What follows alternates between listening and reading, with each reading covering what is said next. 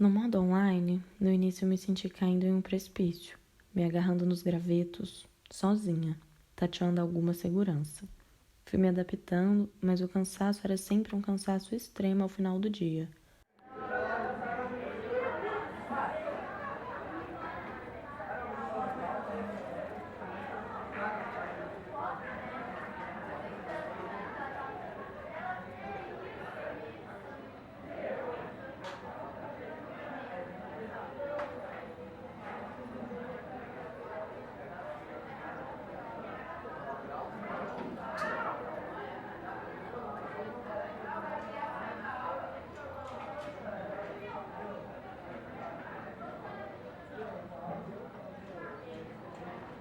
A partir de dezembro de 2019, os olhos do mundo se voltaram para a China.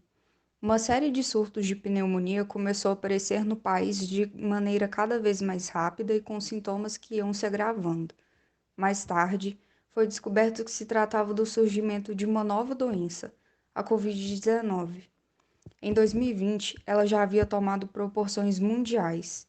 Se iniciava então uma pandemia. Pelo SARS-CoV-2, o nome oficial do vírus. Primeiro caso de coronavírus no Brasil. Em março de 2020, o Brasil identificou seu primeiro caso de contaminação pela doença e logo em seguida a primeira morte. Confirmação da morte por coronavírus. O presidente Jair Bolsonaro voltou a minimizar a pandemia. As consequências da doença ainda não eram muito claras naquele período. Maior crise sanitária do país. Como parar o contágio? Como parar as mortes? Tem que continuar. Não é apenas a questão de vida. Em pouco tempo, o Brasil sentia na pele o impacto devastador da pandemia. Quem minimiza essa situação é irresponsável. Diante desses problemas, surgiu a necessidade de reorganizarmos nosso cotidiano para tentar driblar a contaminação pelo coronavírus. Medidas de isolamento social e quarentena foram implementadas por governadores e prefeitos de diversos municípios. Dentro de todo esse contexto, como ficariam nossas escolas, nossos professores, nossos alunos? O governo de Minas Gerais e de Uberlândia iriam, de fato, amparar e auxiliar nossos profissionais da educação e nossos estudantes? Com as escolas vazias, como fica a educação? Onde estão nossos alunos?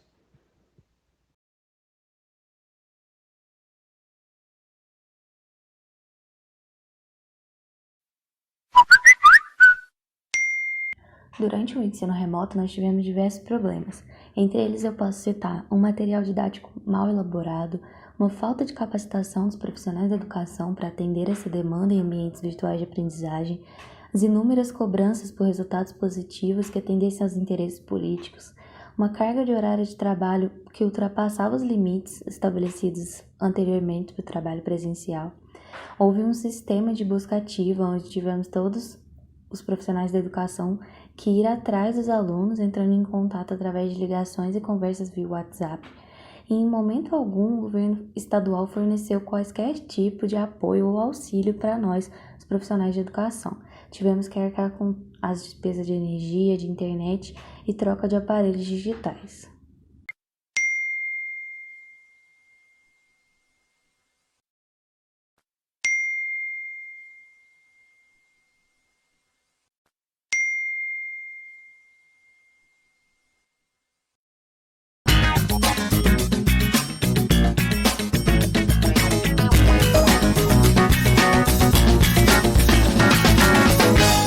Olá!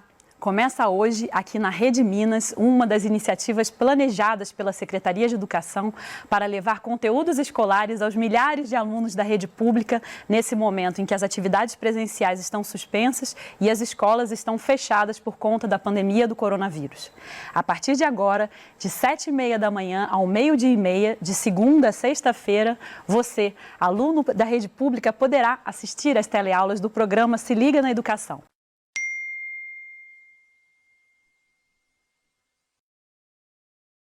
Primeiramente, a dificuldade foi adaptar rapidamente, no caso do ensino privado, a uma nova modalidade de ensino, para a qual eu não estava preparado, seja metodologicamente, seja em termos de recursos tecnológicos.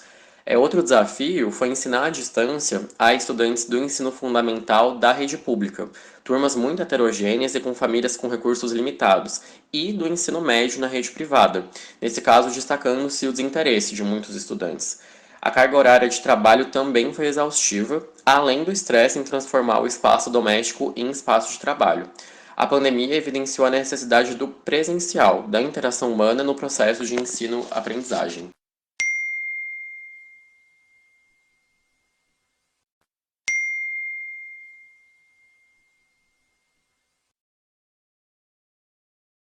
Eu confesso que no começo, com a obrigatoriedade do ensino remoto, eu fiquei um pouco empolgado, acho que pela novidade, sabe?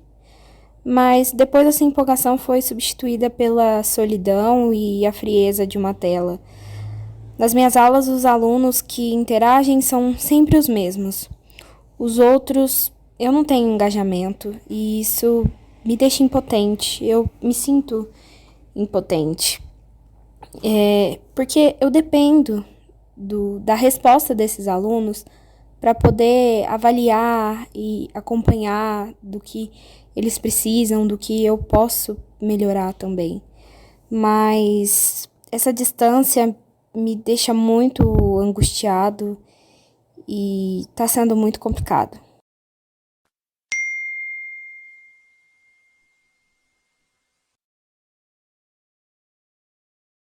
Da vacinação contra o Covid-19. A vacinação contra o coronavírus começou no Brasil. A vacinação começou assim que as vacinas desembarcaram. O Cruz promete começar a aplicar a vacina de Oxford a partir de março. Iniciar a vacinação contra a Covid-19. Todo mundo deve tomar o imunizante. A aprovação da Coronavac e da vacina de Oxford no Brasil ganharam destaque nos jornais do mundo inteiro. Todas são eficazes. O número de casos e mortes vem caindo. E representa muito da proteção que as vacinas estão trazendo. Com a chegada da dose de esperança no Brasil em 17 de janeiro de 2021, se iniciou a vacinação ainda de maneira muito lenta. Com ela, ainda que uma parte considerável da comunidade escolar não estivesse imunizada, depois de cerca de 1 ano e meio entre telas, apostilas, e-mails e grupos de WhatsApp, o ensino híbrido passou a ser cotado, e com ele, a dupla jornada de trabalho. Se arriscar em meio a uma pandemia, retornando às atividades presenciais nas escolas e, ao mesmo tempo, atender remotamente aqueles alunos que, por medo, permaneciam em suas casas. Entendo que foi uma decisão de retorno presencial meramente política, considerando apenas a necessidade do governo de fazer propaganda, mostrando à sociedade que 2021 não encerrou sem o retorno presencial. A maioria dos estudantes não retornaram e foram aprovados do mesmo jeito, apesar das resoluções e ameaças. Foi desgastante lidar com a questão da obrigatoriedade do retorno. Muitos pais e estudantes foram contrários.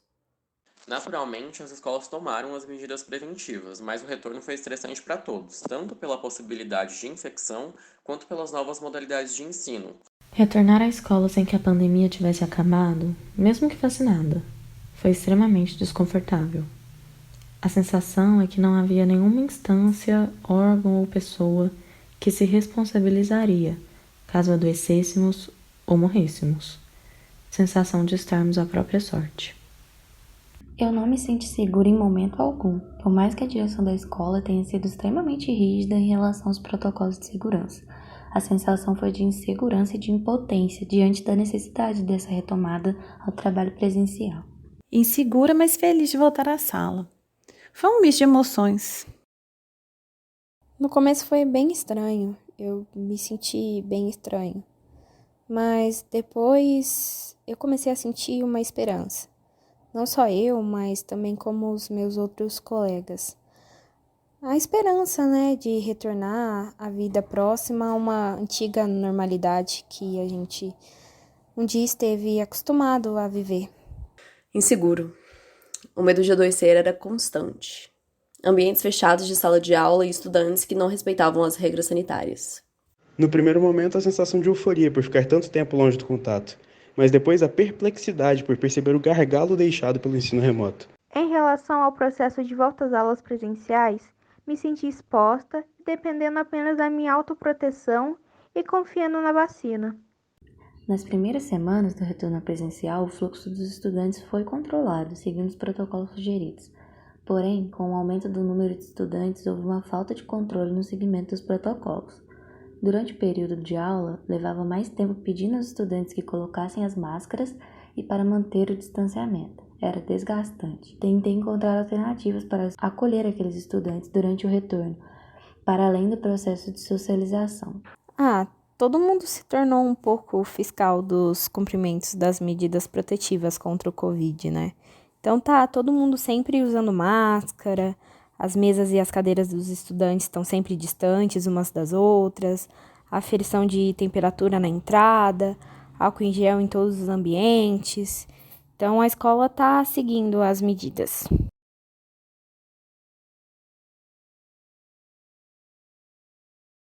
As regras foram todas implementadas, mas com o passar do tempo, os estudantes e profissionais foram relaxando com os cuidados. Os estudantes trocavam de objetos, como celulares e cadernos, tiravam a máscara o tempo todo em sala de aula, se abraçavam e se aglomeravam. Foi muito tenso e estressante ficar chamando atenção. As normas de biossegurança eram mantidas apenas parcialmente, e o professor, assim como outros trabalhadores das escolas, faxineiro, inspetores, secretários, etc., estavam diretamente expostos. Questões ainda permanecem latentes com os prejuízos deixados na educação nos últimos 2 anos. Mas mesmo diante das dificuldades, da descredibilidade perante a população, da ausência de investimentos financeiros, de formação e apoio governamental e da gravidade da crise sanitária gerada pelo Covid-19, os professores seguem na luta. Ser professor é lutar, persistir, resistir.